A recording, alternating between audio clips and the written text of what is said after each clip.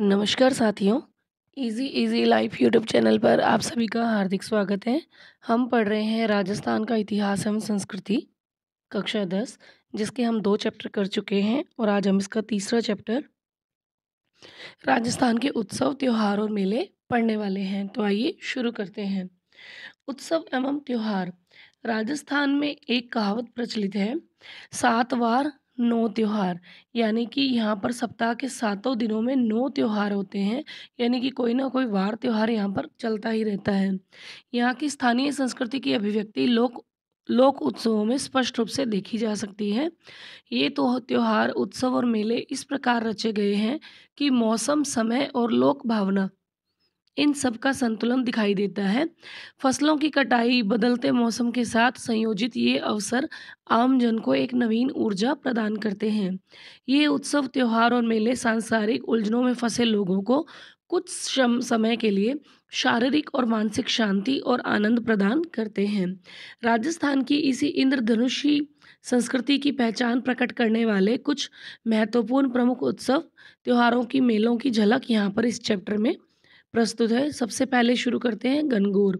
यहाँ पर ये के और एस का मतलब क्या है? के से कृष्ण पक्ष है और एस से शुक्ल पक्ष के बारे में बताया गया है। ठीक है। और प्रतिपदा यहाँ पर एकम तिथि को कहा जाता है, पहली तिथि को। गणगौर जो है राजस्थान का प्रमुख त्योहार है। गण अर्थात शिव होते हैं, गौर अर्थात गौरी पार्वती होती हैं। इस अवसर पर शिव और पार्वती की आराधना द्वारा अविवाहित लड़कियां, ध्यान रखिए, अविवाहित लड़कियां अपने लिए योग्य वर तथा दूसरी ओर विवाहित स्त्रियां अपने अखंड सुहाग की कामना करती हैं। यह त्योहार होली के दूसरे दिन यानी चैत्र कृष्ण प्रतिपदा से लेकर चैत्र शुक्ल तृतीया तक चलता है।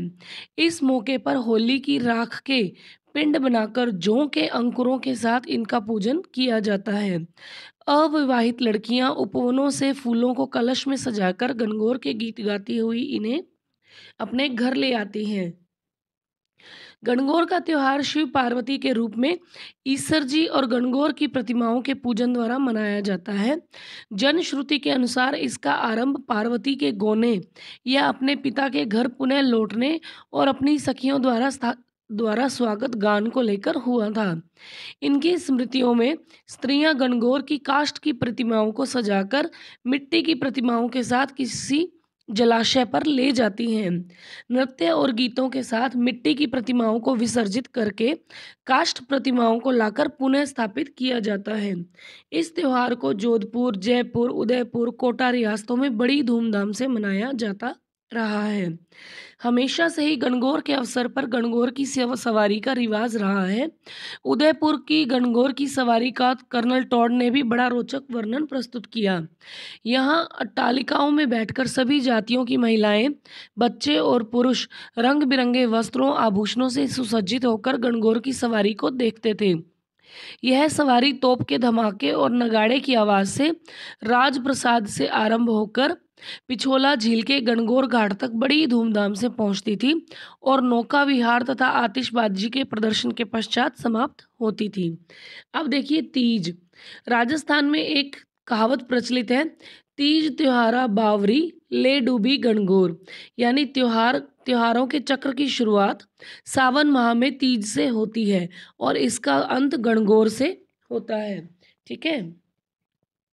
वर्षा ऋतु में सावन माह में मनाया जाने वाला तीज का त्योहार राजस्थान की स्त्रियों का सर्वाधिक प्रिय त्योहार है। श्रावण शुक्ल तृतीया को बालिकाएं और नवविवाहिताएं इस त्योहार को मनाती हैं।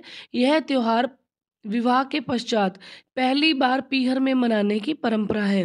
मान्यता है कि विवाह के बाद पहले सावन में सास और बहू को एक साथ नहीं रहना चाहिए, इसलिए ससुराल पक्ष किसी अनिष्ट की आशंका से उसे पीहर भेज देता है। इस अवसर पर सभी विवाहिताएं पेड़ों पर झूले झूलती हैं, साथ में ऋतु तथा श्रृंगार संबंधी गीत भी गाती हैं। तीज से एक दिन पूर्व वे हाथों और पांवों में मेहंदी लगाती हैं। तालाबों के किनारों पर मेलों का आयोजन होता है। इस त्योहार के आसपास खेतों में मोठ, बाजरा, फली आदि की बुआई भी शुरू हो जाती हैं। राजस्थान में गुलाबी नगर जयपुर का तीज त्योहार बहुत प्रसिद्ध है। तीज की सवारी में सजे सजाए हाथी, घोड़े, ऊंट और वर्दी पहने हुए उनके महापौर, घुड़सवार आदि तीज की प्रतिमा के साथ साथ जुलूस में चलते हैं।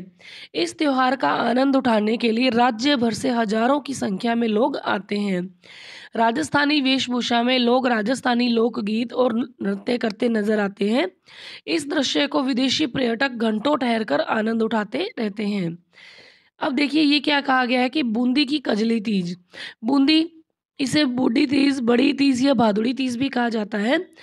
तीज का त्योहार पूरे राजस्थान में जहाँ श्रावणी तीज को मनाया जाता है, बूंदी जिले में यह भाद्रपद कृष्ण तृतीया को मनाया जाता है। इसमें सुसज्जित पालकियों में तीज का उल्लास में मनोरम नवल सागल से शुरू होकर कुंभा स्टेडियम पर समाप्त होता है। होली का त्योहार जो है वो फाल्गुन पूर्णिमा को पूरे भारत में बड़े उत्साह और उल्लास से मनाते हैं। ऋतु परिवर्तन और रबी की फसल की कटाई से जनमानस मनोरंजन के लिए उत्साही हो जाता है। इस अवसर पर होलिका की पूजा की जाती है। गोबर के कंडों को एकत्रित करके कुछ कंडों की मालाएं बनाकर होलिका दहन में डाली जाती हैं। नृत्य, गान और गुलाल से त्योहार का महत्व प्रदर्शित होता है। होली पर रंग डालने की परंपरा लगभग सभी जगह एक समान है, किंतु कुछ स्थानों पर इसमें विविधता भी दिखाई देती है। जैसे भिनाए में कोड़ामार होली खेलते हैं, जिसमें लोग दो दलों में बंटकर एक दूसरे पर कोड़ों से प्रहार करते हैं।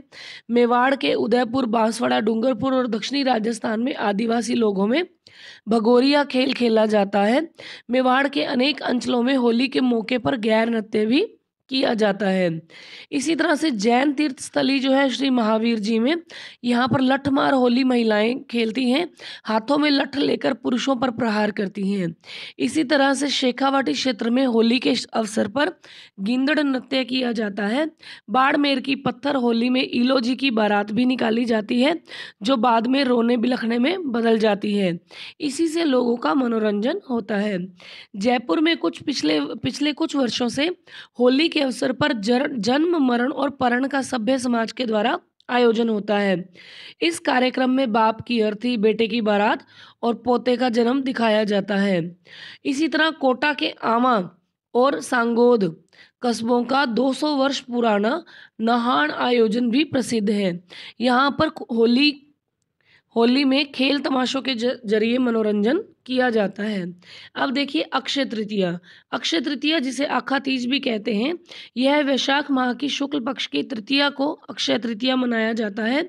इस दिन जन सामान्य अबूझ सावे के रूप में इसे मनाते हैं। ग्रामीण अंचलों में बिना मुहूर्त निकलवाए ही इस दिन बड़ी संख्या में बाल विवाह किए जाते थे, जो अब प्रशासन के कड़े रुख और जागरूकता के कारण बहुत कम हो गए हैं। कृषक इस दिन खेतों में हल चलाकर अच्छी वर्षा और अच्छी फसल की कामना करते हैं। बाजरा, गेहूं, चावल, तिल, जौ इत्यादि 7 अनाजों की पूजा की जाती है। इस दिन गेहूं, बाजरे का खिचड़ा, गुड़ की गलवाणी और मंगोड़ी का साग बनाया जाता है। इसी दिन बीकानेर का स्थापना दिवस भी होता है। पूरे देश में मनाए जाने वाले सभी पर्व त्योहार राजस्थान में भी उतने ही हर्षोल्लास से मनाए जाते हैं। ऋतु और धर्म के परिप्रेक्ष्य में भारतीय जन सामान्य के कई अन्य उत्सव हैं, जिससे रक्षाबंधन है, जन्माष्टमी है, कृष्ण जन्माष्टमी, गणेश चतुर्थी, नवरात्रि, दशहरा, दीपावली, मकर संक्रांति, शरद पूर्णिमा, बसंत पंचमी, नाग पंचमी आदि। इनके अतिरिक्त जैन संप्रदाय से संबंधित अनेक उत्सव राजस्थान में भी बड़ी श्रद्धा के साथ मनाए जाते हैं। जैनों का सबसे पवित्र और महत्वपूर्ण उत्सव है जो आता है पर्युषण पर्व। ये भाद्रपद माह में मनाया जाता है। श्रावक गण इस मौके पर मंदिर जाकर पूजन अर्चन, स्तवन, कीर्तन, व्रत, उपवास आदि प्रक्रियाओं द्वारा आत्मशुद्धि, संयम और नियम का पालन करते हैं। इस उत्सव का अंतिम दिन संवत्सरी कहलाता है। अश्विन कृष्ण प्रतिपदा को क्षमावाणी पर्व के मौके पर सभी श्रावक एक जगह एकत्रित होकर एक दूसरे से क्षमा याचना करते हैं। इसी तरह मुसलमानों के उत्सव में ईद उल जुहा, जिसे बकरीद कहते हैं, जिलहिज की 10वीं तारीख को इब्राहिम द्वारा अपने प्रिय पुत्र इस्माइल की कुर्बानी की याद में मनाया जाता है। यानी कि ईद उल जुहा जो त्योहार है, ये किसकी कुर्बानी की याद में मनाया जाता है? ये इस्माइल की कुर्बानी के रूप में मनाते हैं, जो इब्राहिम का बेटा था। जिलहिज मंथ जो है इनका, उसकी 10वीं तारीख को। इसी तरह से मुहर्रम के गमी के मौके पर वे 10 दिन का उपवास रखते हैं और अंतिम दिन मोहम्मद साहब के नाती हुसैन इमाम की कुर्बानी के उपलक्ष्य में ताजिए निकालते हैं। शबे रात का त्योहार बड़ी खुशी का होता है। ऐसा माना जाता है कि उस दिन सभी मानवों के कर्मों की जांच होकर उनके कर्मों के अनुसार उनके भाग्य का निर्धारण किया जाता है। मोहम्मद साहब के पवित्र जन्म और मरण की स्मृति में बरा वफात का त्योहार होता है। इसी तरह से रमजान की समाप्ति का दिन ईद उल फितर कहलाता है। इस दिन नई पोशाक में मुस्लिम समाज आपसी मेल मिलाप करता दिखाई देता है। इसी तरह से ईसाई उत्सवों में 1 जनवरी यानी कि new year, Easter, good Friday की क्रिसमस डे आदि प्रमुख हैं, जिन्हें लोग गिरजाघरों व ईसाइयों के निवास स्थान पर बड़ी उल्लास से मनाते हैं। इन लोकोत्सवों के अतिरिक्त महापुरुषों की जयंती, व्रत, उपवास के अवसर भी उत्सव मनाए जाते हैं, जैसे महावीर जयंती, नरसिंह जयंती, हनुमान जयंती, बुद्ध जयंती। और व्रत के उत्सवों में अमावस्या के व्रत, वट सावित्री का व्रत, निर्जला एकादशी, देव झूलनी एकादशी, हरि तालिका तीज, पवित्रा चतुर्दशी, ऋषि पंचमी, अनंत चतुर्दशी, गोपाष्टमी, आंवला एकादशी आदि प्रमुख हैं। अब हम बात करते हैं मेलों की। मेले का अर्थ है एक स्थान विशेष पर जन समूह का मिलना और उत्सवों का मनाना। लोक जीवन पूरी सक्रियता से मेलों और त्योहारों के आयोजन में शामिल होता है। यहाँ की लोक संस्कृति जीवंत हो उठती है। इन उत्सवों, त्योहारों और मेले के गीत जो अपने गीत हैं, इनकी अपनी एक संस्कृति है। हर प्रकार के मेले और त्योहारों के मूल में धर्म तो होता ही है, किंतु कई मेले और त्योहार अपने सामाजिक और आर्थिक महत्व के कारण भी प्रसिद्ध हैं। जैसे अजमेर में पुष्कर जी का मेला, अन्नकूट पर नाथ द्वारा का मेला, सवाई माधोपुर के शिवाड़ में शिवरात्रि का मेला, चूरू जिले में सालासर हनुमान जी का मेला, नागौर में गोठ मांगलोद में दधीमती माता का मेला, उदयपुर के पास चार भुजा का मेला, करौली के में कैला देवी का जी का मेला, एकलिंग में शिवरात्रि का मेला, केसरिया जी का दुलेव का मेला, अलवर के पास भ्रतहरि का मेला, ये आदि धर्म प्रधान मेले हैं। इसी तरह से डूंगरपुर का बेणेश्वर मेला, बारां की शाहबाद तहसील में शहरियों का सीताबाड़ी मेला, ये आदिवासी मेलों के प्रतिनिधित्व करते हैं। इसी तरह से परबतसर में तेजाजी का मेला, पोखरण के रुणेचा में रामदेव जी का मेला, कोल्लूगढ़ में पाबू जी का मेला, ददरेवा में गोगा जी का मेला, ये लोक नायकों, लोक संतों के मेले हैं। इसी तरह से मौसमी मेलों में तीज, गणगौर आदि के मेले प्रमुख हो जाते हैं।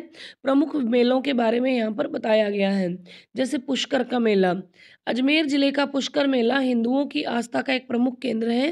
पूरे भारत में ब्रह्मा जी का यही एकमात्र मंदिर है जिसमें उनकी विधिवत पूजा होती है। इस मंदिर के पीछे की पहाड़ियों पर सावित्री माता का मंदिर भी है। पुष्कर में लगने वाला कार्तिक माह की पूर्णिमा का मेला अपनी विशालता के कारण अनुपम माना जाता है। अब इसके पीछे एक पौराणिक कथा है। वो क्या है कि प्राचीन समय में पुष्कर में विज्रनाथ नाम का एक राक्षस था, जिसने पुष्कर में आतंक मचा रखा था। इस राक्षस द्वारा ब्रह्मा जी की संतानों की हत्या की बात जब स्वयं ब्रह्मा जी को ज्ञात हुई, तो उन्होंने प्रकट होकर कमल के फूल से राक्षस का संहार किया। कमल की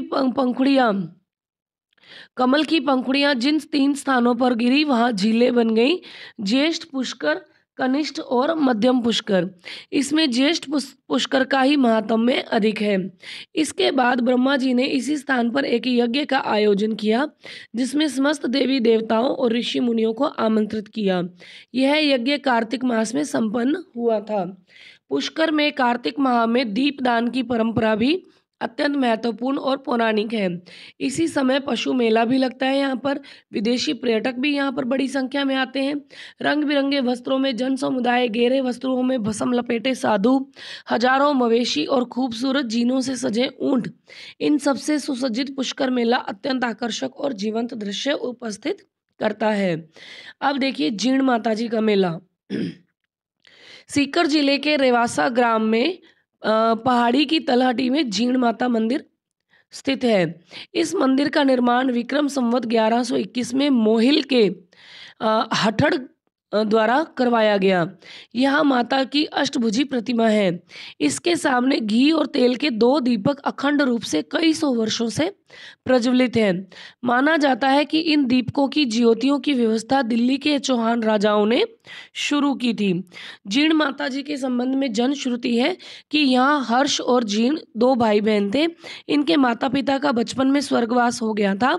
भावज यानी भाभी हर्ष की पत्नी के तानों से दुखी होकर जीर्ण अपने भाई का घर छोड़कर रेवासा की पहाड़ियों में तप करने आ गई। जब हर्ष को इस बात का पता लगा तो उसने जीर्ण से यानी अपनी बहन से घर लौटने का आग्रह किया।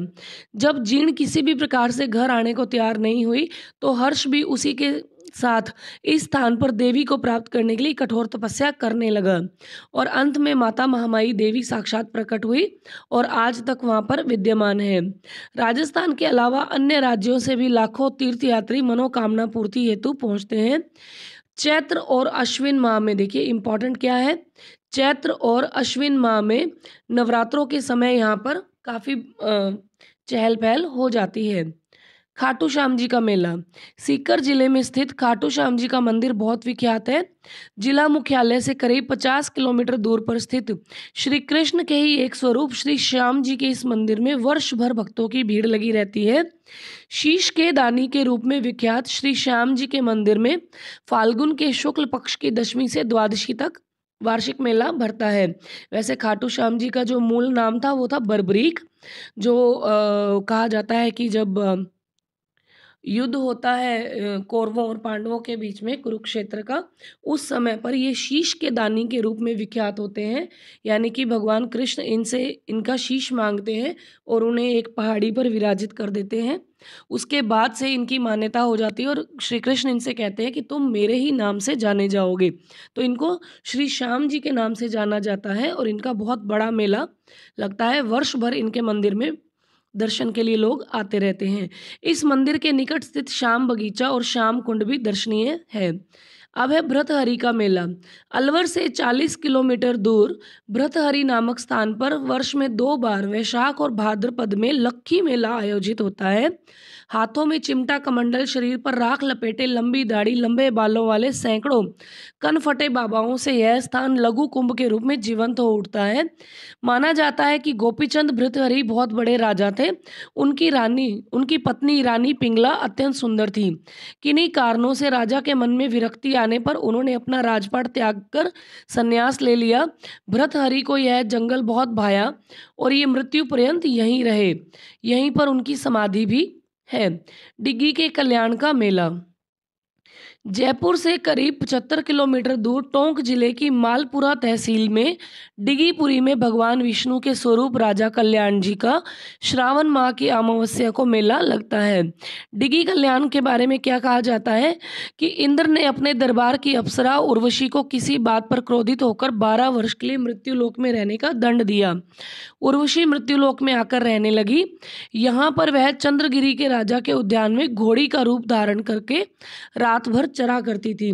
क्रोधित चंद्रगिरी के राजा ने एक दिन घोड़ी का पीछा करके उसको पकड़ लिया। घोड़ी ने सुंदरी का रूप धर लिया। राजा डिगव जो है वो उर्वशी पर मोहित हो उसे अपने महल में लाने के लिए आतुर हो गया।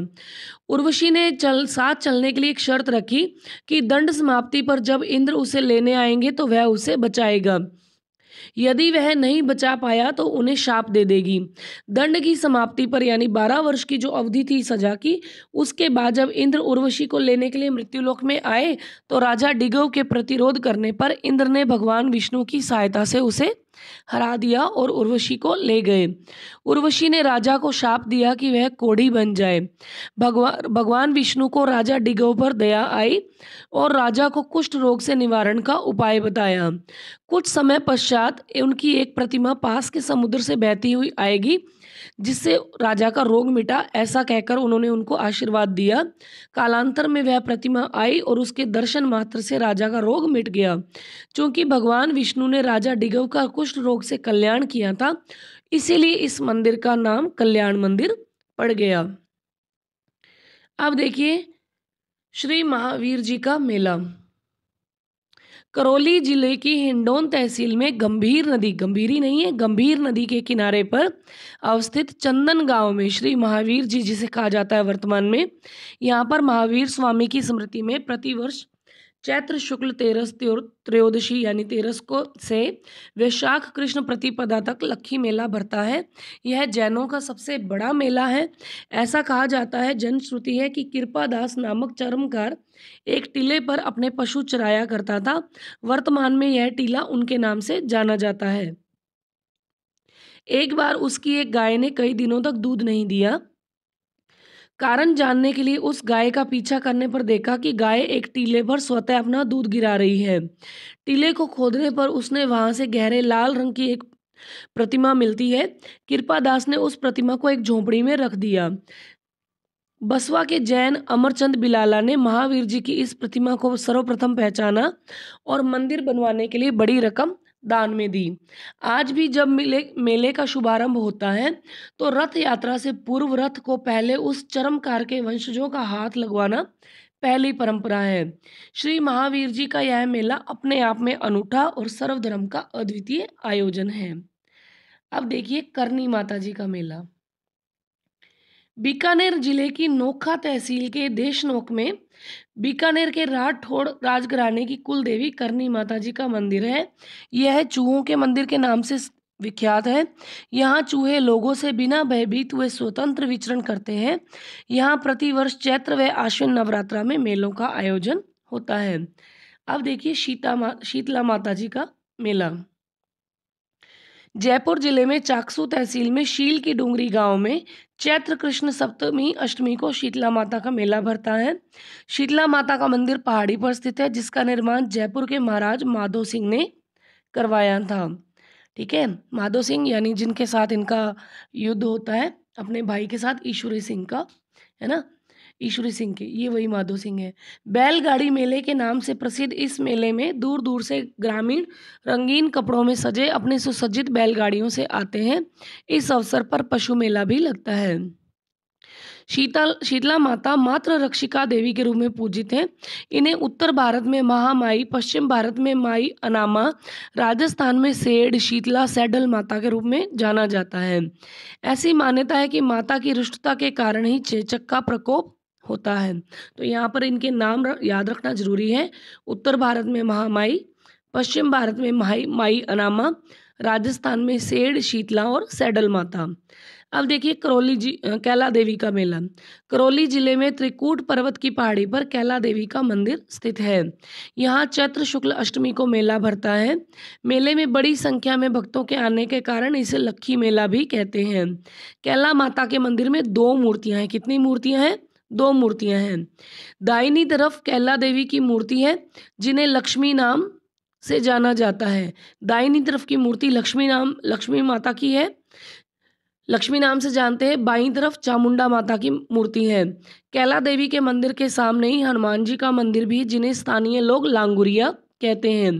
एक लोक कथा के अनुसार जब कंस ने वासुदेव और देवकी को कारागृह में डाल दिया तो वहीं पर देवकी ने एक बालिका को जन्म दिया। कंस ने जब उस नवजात बालिका को मारना चाहा तो वह हाथ से छूटकर आकाश की ओर उड़ गई। यही योग माया जब पृथ्वी पर अवतरित हुई तो कैला देवी के नाम से प्रसिद्ध हुई। अब देखिए कपिल मुनि का मेला।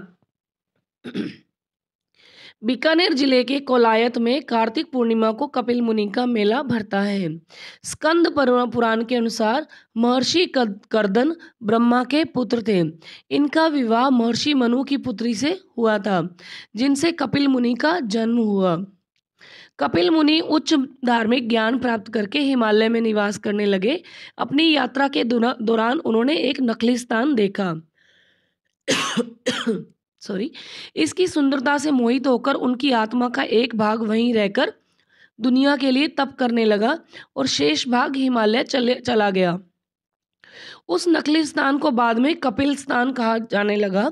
समयांतर पर यह स्थान विख्यात हो गया और अनेक भक्तगण यहाँ आने लगे, लेकिन देवताओं ने ईर्ष्यावश इसे रेगिस्तान में छिपा दिया।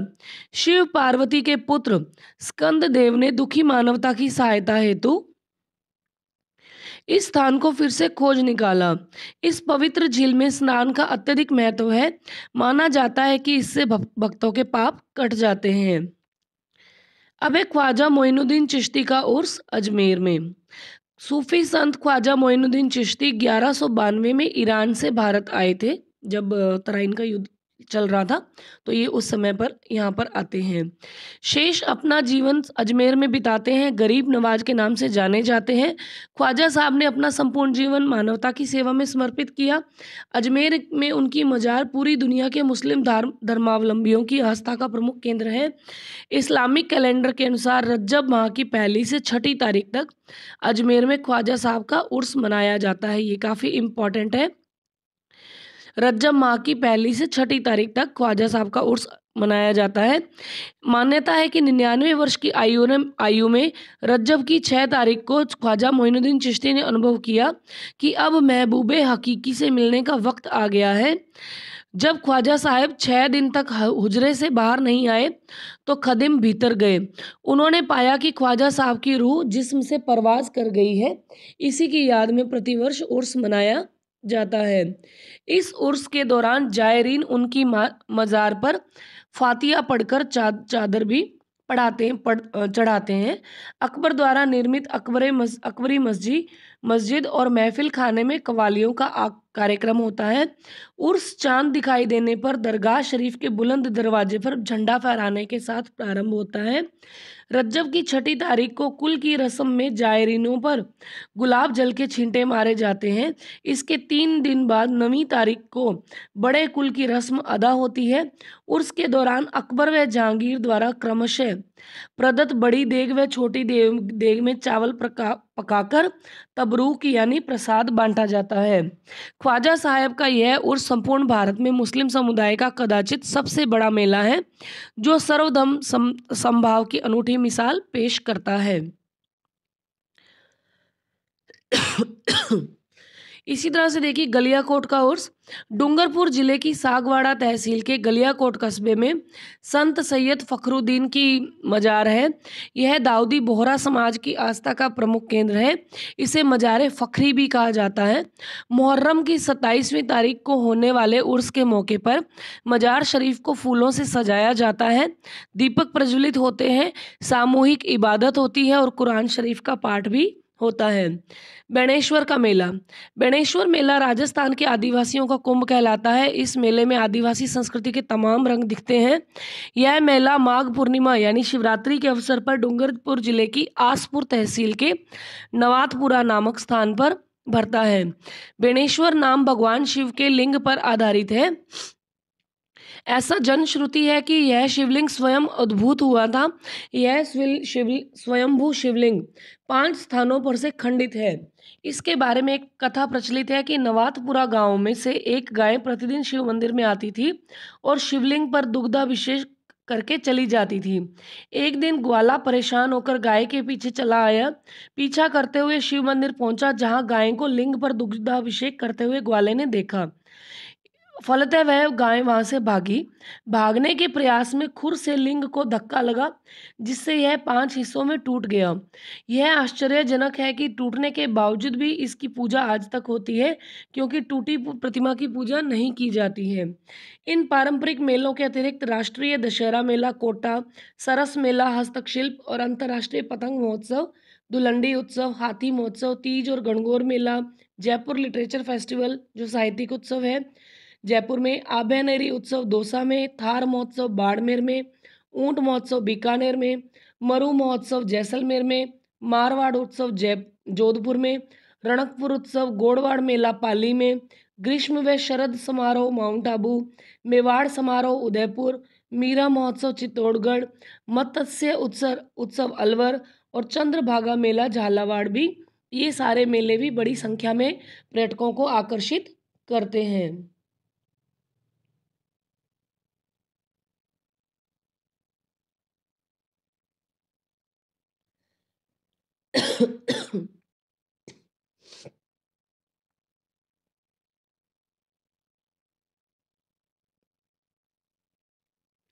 इसी तरह से जयपुर के पास भावगढ़ बंदेया गांव में खलकानी माता गर्दभ मेला आयोजित किया जाता है। इस मेले में गधे और खच्चरों के अतिरिक्त कोई अन्य जानवर नहीं होता है। कहा जाता है कि इस मेले की शुरुआत 500 वर्ष पहले कछवाओं ने चंद्रा मीणा को युद्ध में हराने की खुशी में की थी। तो इस तरह से हमारा ये जो चैप्टर है वो पूरा होता है। आज के लिए इतना ही। हार्दिक धन्यवाद, आभार। चैनल के साथ जुड़े रहिए। वीडियोस को लाइक, शेयर और सब्सक्राइब करना ना भूलें। मिलते हैं जल्द ही एक नए चैप्टर के साथ। धन्यवाद।